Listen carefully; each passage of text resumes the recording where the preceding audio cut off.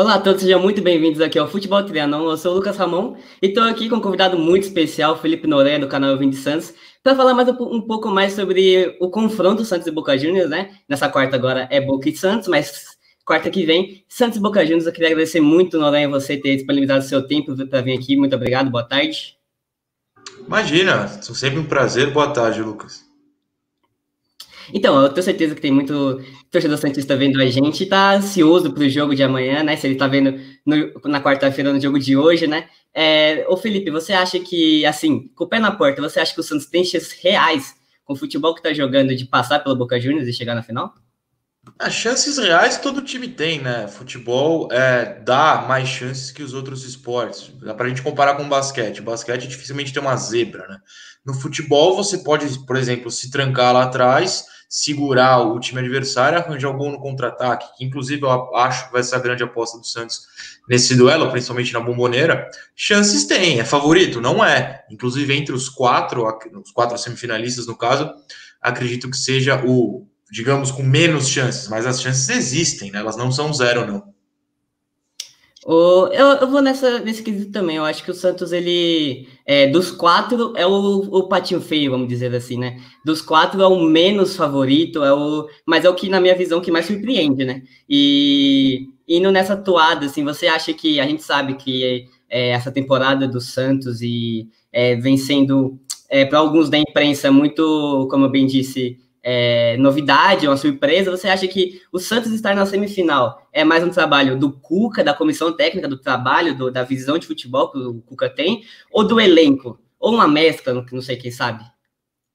Eu acho que mais do elenco, mas há sim, claro, pontos do Cuca. O Cuca faz um trabalho muito digno no mata-mata, né? Ele acertou o time contra o Grêmio de uma maneira até inesperada, mas ele não faz esse trabalho nos pontos corridos. É assim, ele consegue, talvez, focado num time só, enxergar uma melhor maneira de jogar que ele não tem no brasileiro. Ele repete escalações, pelo menos formações contra times que jogam de maneira completamente diferente. Na Libertadores ele não tem feito isso. Ele descobriu um time diferente contra a LDU, depois mais diferente ainda contra o Grêmio, que funcionou. Talvez funcione contra o Boca, aí já não dá para saber.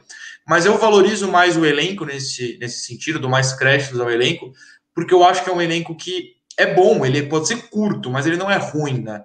Eu acho que em 2019, eu quase falei ano passado, mas já estamos em 2021, em 2019, esse time conseguiu jogar mais do que o esperado e mostrou que eles são capazes.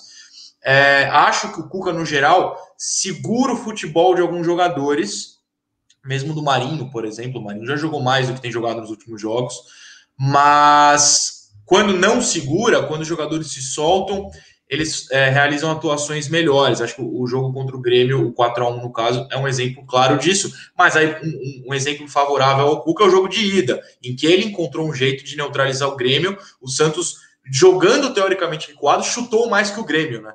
Então, assim, não passou pelo Grêmio ao acaso. Acho que são mais méritos para o elenco, mas o Cuca tem sim o seu papel na Libertadores. Eu vou nessa visão mesmo. Eu acho que o elenco é muito importante, até pelo que você citou do campeonato de 2019.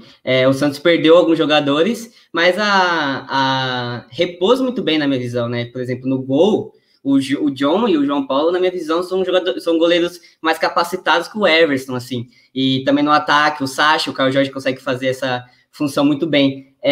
O Cuca, acho que ele faz o básico ali, ele, principalmente como você disse no campeonato de mata-mata e tal, mas acho diferente, por exemplo, o Kudê. O Marinho, nessa temporada, ele tem essa explosão pela capacidade individual dele, na minha visão. Eu não acho que o Cuca colocou ele numa posição em que, assim, ele consegue demonstrar o futebol dele, diferentemente do Galhardo, por exemplo, que agora com a saída do Kudê do Inter, deu uma decaída. Eu acho que o Galhardo jogou muito bem pelo futebol do Kudê e do jeito que o Kudê montava o time. Então, eu acho que é aquela... Eu não sei se você concorda comigo.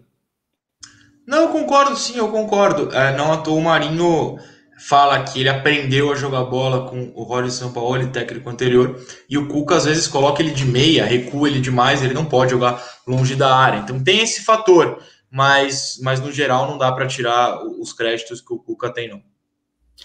Você citou na sua resposta que o Cuca não consegue montar a mesma equipe no mata-mata e cai muito na hora dos pontos corridos, e era exatamente a minha pergunta. Por que o Santos do brasileiro é tão inferior ao Santos da Libertadores?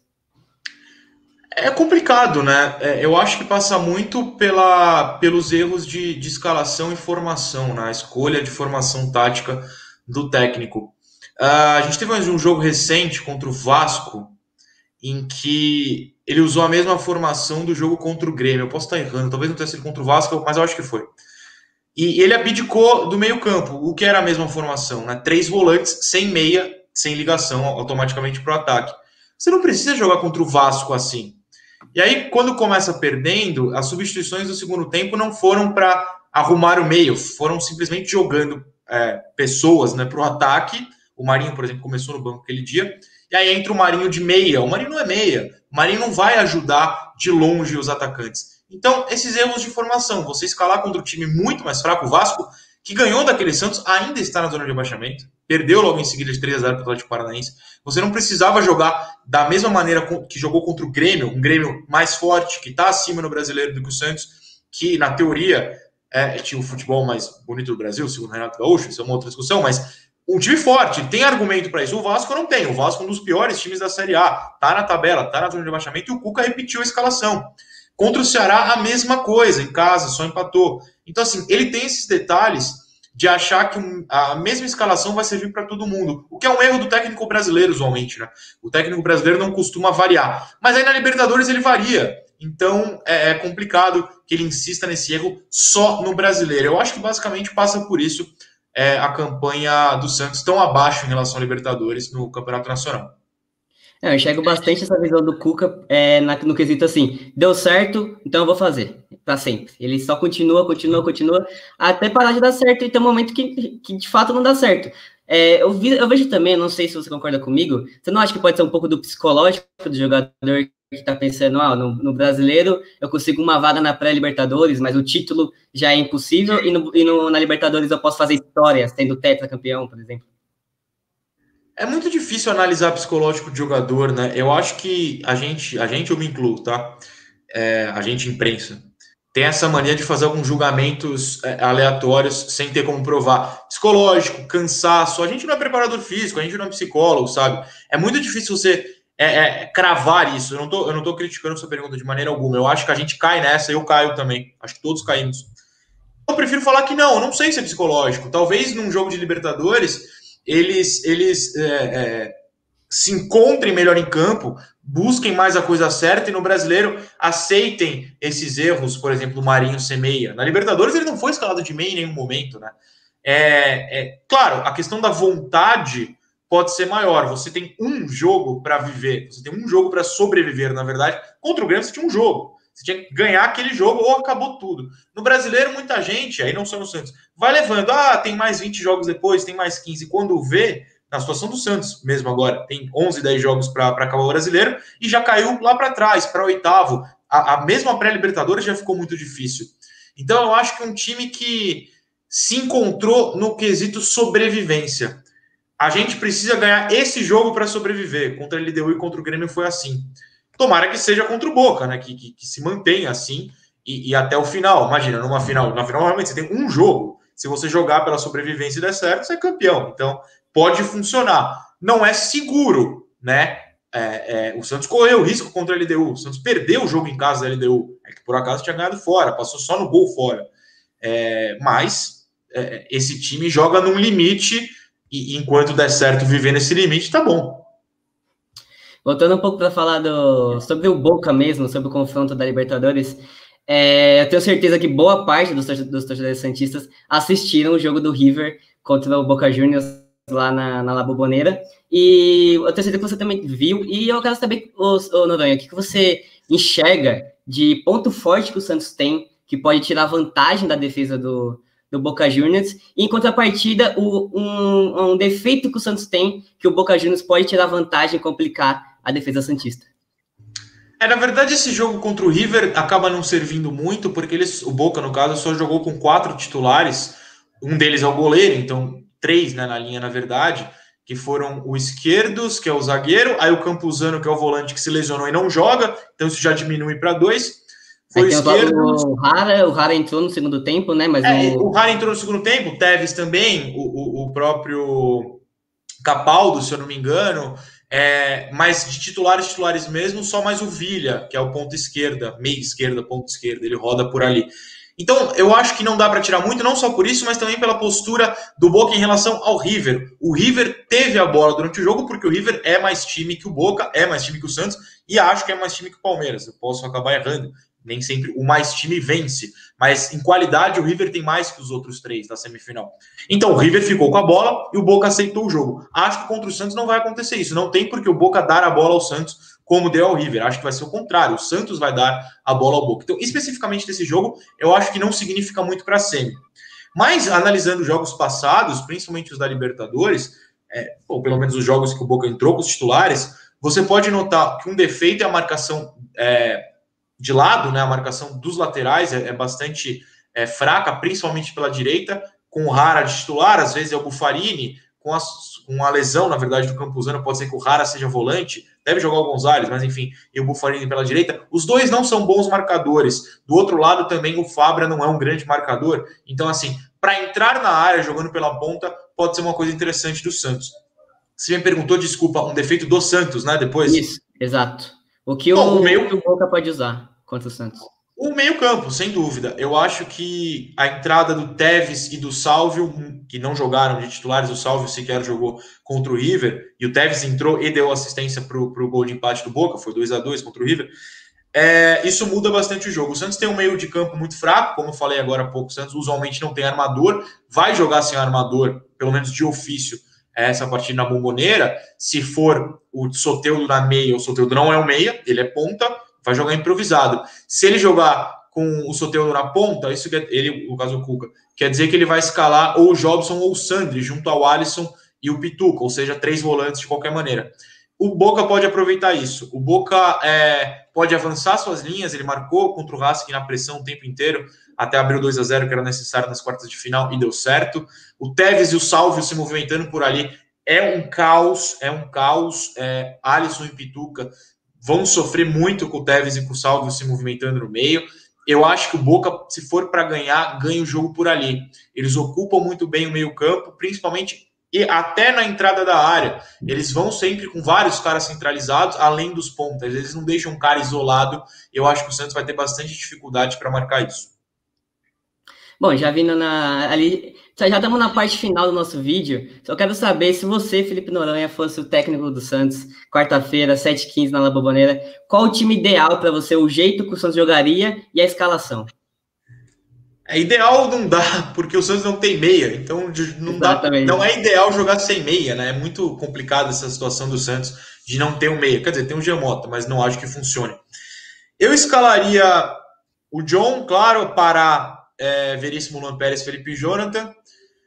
Faria o meio com Sandri e Pituca, além do Soteldo, ou seja, eu estou criticando o Soteldo se jogar improvisado e escalar improvisado, ou seja, eu entendo a necessidade do Cuca em fazer isso.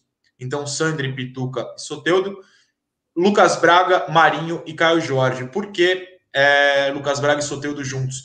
Porque o Soteldo variaria em campo do meio para a ponta, para o Lucas Braga poder marcar ao lado do Felipe Jonathan, como ele fez contra o Grêmio, numa linha de 5. Então, parar Lucas Luan, Felipe e Lucas Braga numa linha de 5 defensiva.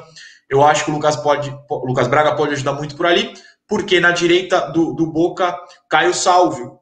Então, é necessário que tenha uma marcação extra por ali, porque o Sálvio é o artilheiro deles na Libertadores, acho que tem 6 gols, ou a mais que o Caio Jorge, e é uma peça que, esse sim foi poupado, não entrou contra o River, vai estar inteiro para jogar contra o Santos.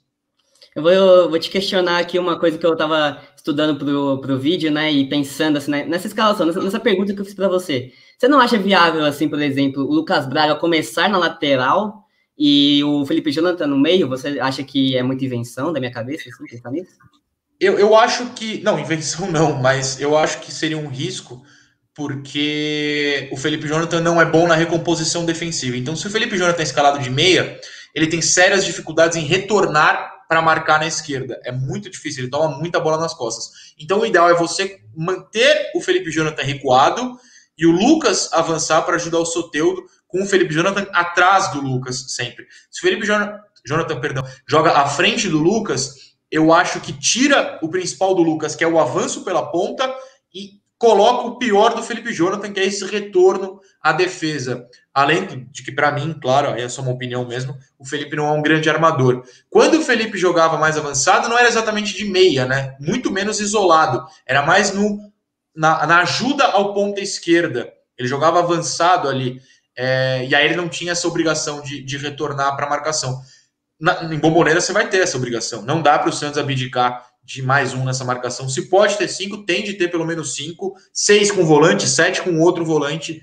A realidade do Santos por mais que a gente prefira um time no ataque, esse Santos de hoje precisa jogar mais na defesa do que no ataque. Então, por isso, eu não escalaria o Felipe de meia com o Lucas de lateral. Bom, então vamos finalizando o vídeo por aqui, né? Eu quero agradecer muito ao Felipe Noronha por ter disponibilizado o seu tempo. Para quem não te conhece, que eu acho um pouco difícil, Noronha, fala um pouco mais do seu trabalho, por favor. Não, mas quem vê pensa que eu sou famoso, não sou.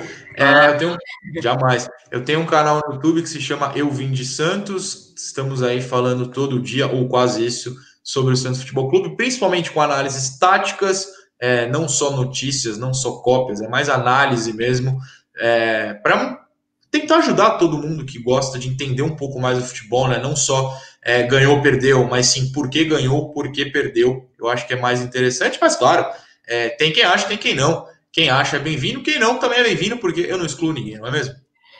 Então, muito obrigado, Noronha, por ter comparecido aqui. Eu queria, se você está aqui pelo Felipe Noronha, eu queria falar que nós somos da Rádio Trianon. A gente faz transmissões de futebol ao vivo aqui no YouTube e também no Facebook. Então, se você gosta daquele rádio raiz ali, de acompanhar no rádiozinho, nós somos a Rádio Trianon, então se inscreva no nosso canal.